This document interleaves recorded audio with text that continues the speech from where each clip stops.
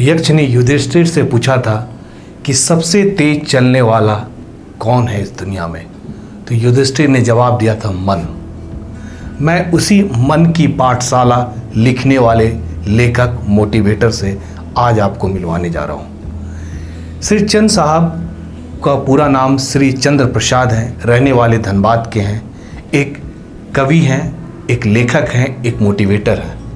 आए दिन लोग जहाँ तहाँ अपने सक्सेस के लिए काम कर रहे हैं। वो अभी पूरे दुनिया को अपने वाणी से मोटिवेट करके उस ड्रीम को पूरा करने में लगे हुए हैं जहाँ से लोगों की ज़िंदगी की शुरुआत होती है।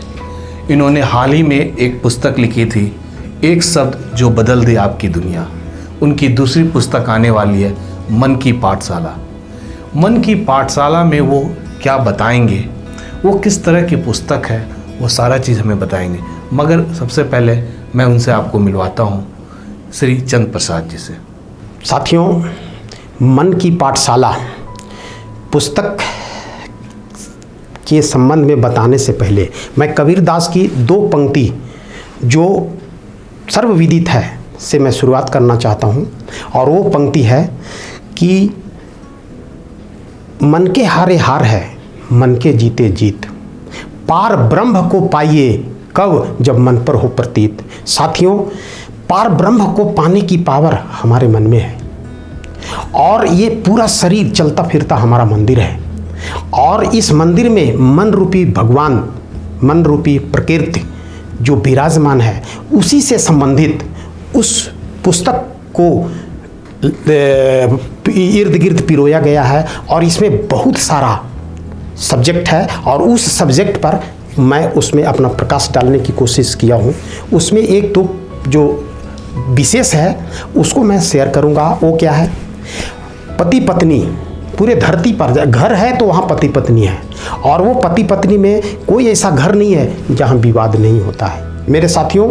और विवाद होने का कारण क्या होता है, उस कारण को हम समझने का कोशिश किए हैं और आप तक पहुंचाने का कोशिश किए हैं। और वो उसमें हम थोड़ा सा विचार शेयर करूंगा कि अब जैसे क्या है, पति और पत्नी दोनों जब मैरिज होकर एक साथ होते हैं तो एक दूसरा में क्या है ना, मिलने में थोड़ा टाइम लगता है।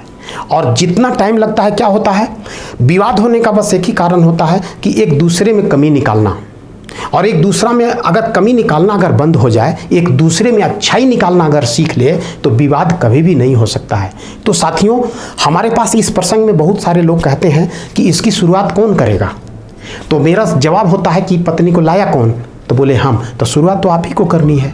और जब आप करेंगे अपनी पत्नी में अच्छाई निकालने का काम, तो पत्नी भी आप में अच्छाई निकालेगी और विवाद होने का फिर सवाल ही नहीं होता है। ठीक उसी प्रकार से हम उसमें सारा, जितने मन की पाठशाला में जितने सारे विषय हैं, उसमें बहुत सारा चीज़ का मैं समायोजन किया है।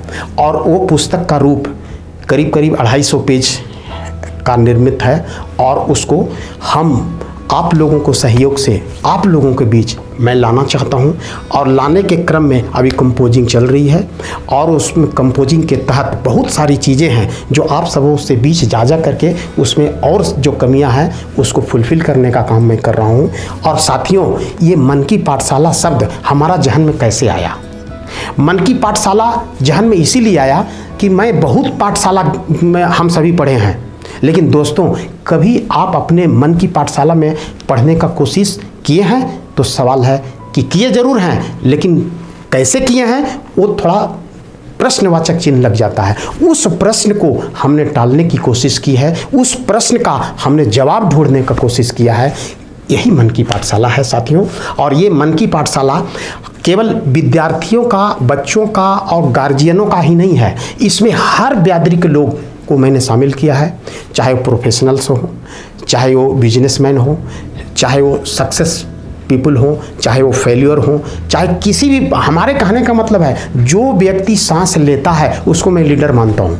और जब लीडर मानता हूँ तो उनमें जो कमी है, तो दोस्तों मन और मस्तिष्क दो के बीच का जो समायोजन है, जो बिगड़ जाता है, उसको हम ठीक करने का कोशिश किया है।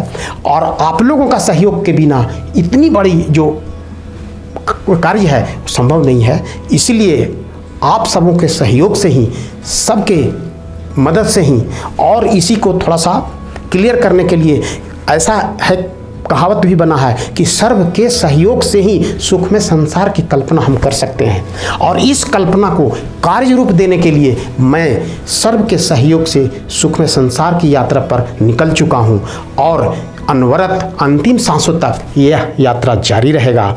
और इस 2 पंक्ति के साथ इस को मैं एंड करना चाहूँगा कि आज को संभाल, तेरा कल संभल जाएगा। आज को संभाल, तेरा कल संभल जाएगा। साहस, जोश, उमंग के साथ सीख समझ और लोगों की सेवा करते हुए अपने आप को विकसित कर। तेरा हर सपना हकीकत में बदल जाएगा। तेरा हर सपना हकीकत में बदल जाएगा। जय हिंद, जय भारत।